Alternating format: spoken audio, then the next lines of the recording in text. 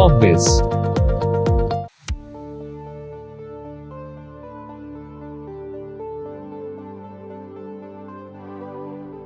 It's interesting to note that the environmental clearance process is based on pollution potential instead of investment criteria sources in leather processing industry. Provisions for pollution control, waste generation and disposal, chemical safety, accident and raw material, and water and energy consumption are essential. In this video, we will use these factors to understand the need of an environmental impact assessment process for leather processing. Remember to use the comment box for any questions or business related queries that you may have. So let's start this video. India's industrial competitiveness and a sustainable future involving a healthy environment depends on how crucial industries such as tanneries adopt resource and energy efficient technologies. Leather processing involves consuming large amounts of water and generates solid, liquid and gaseous waste. Therefore, EIA for leather processing industry was introduced as a regulatory mechanism for this highly polluting yet crucial business. As the demand for leather varies, so has the processing techniques, which have evolved with time to include more processing activities to give a specific characteristic to finished leather. The most polluting part of leather processing is tanning. Pre-tanning and tanning contributes to 90% of the pollution caused by leather industry. It is performed in facilities called tanneries. The most commonly used industrial tanning method is based on chromium, a heavy metal that in large amount can be dangerous to humans and environment. The wastewaters from the industries contain abundant inorganic and organic compounds such as chloride, ammonia, chromium, sulfide and sulfates. The process involves a sequence of complex chemical reactions and mechanical pre- and post-treatment process.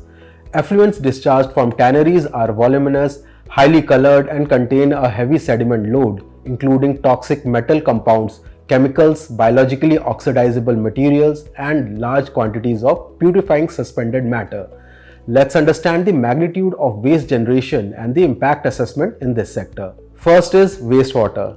In the course of processing hides into leather, roughly 50 to 150 liters of water is used to convert 1 kg of raw material into leather.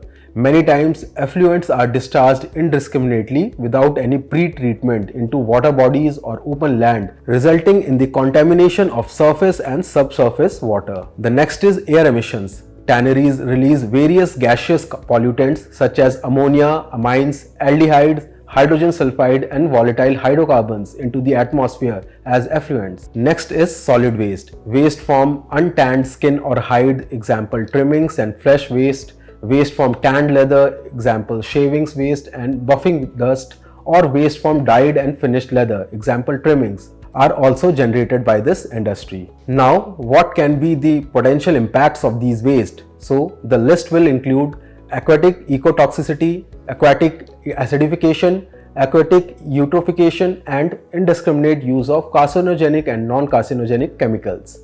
These concerns have made EIA for leather processing industry a must to curb environmental pollution. Now, the stages of EIA process in the case of tanneries are also unique and must be understood fully if one wants to start a leather processing business and go for environmental clearance. The stages include screening. In the part towards EIA, any leather processing projects falling under category B is treated as category A if located within a 10-kilometer boundary of protected areas notified under the Wildlife Protection Act of 1972, critically polluted areas and notified by the CPCB from time to time, eco-sensitive areas as notified under Section 3 of Environmental Protection Act 1986, and interstate boundaries and international boundaries. At the stage of site selection, some additional conditions must also be considered.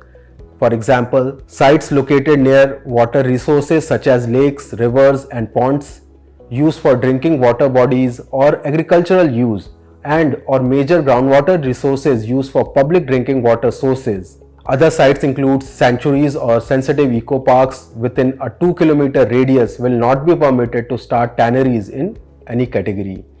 During EIA, care should be taken to minimize the impact of processing on the immediate neighborhood and distant places.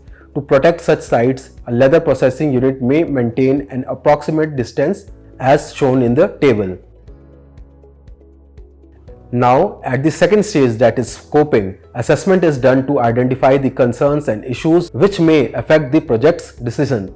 Stages in scoping include submission of the application, development of a matrix, site visit, and finally the set of TOR for EIA studies is conveyed to the proponent by the EAC or SEAC within 60 days from the receipt of Form 1 and the pre-feasibility report.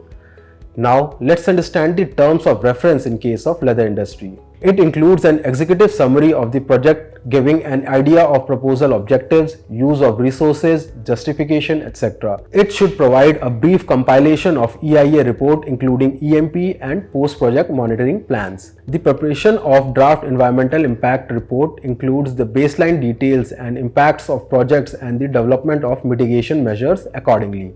At the stage of public consultation, a public hearing will be conducted as per the provisions of the 2006 notification, and the unit's proposal will be presented to the public for their opinions. Finally, at the stage of appraisal, the decision on whether the final EIA report prepared is satisfactory is taken. So, conducting EIA for leather processing units require expertise in the administrative, project management, technical, scientific, social, economic, risk, etc. to analyze the issue of concerns and draw logical interpretations. The assistance of certified EIA consultants can speed up this entire process and reduce the chances of rejection of EC or any other hurdles. Contact our network of certified consultants from the details shown. Like and share this video if you found it helpful. That was all for this video. Thank you for watching.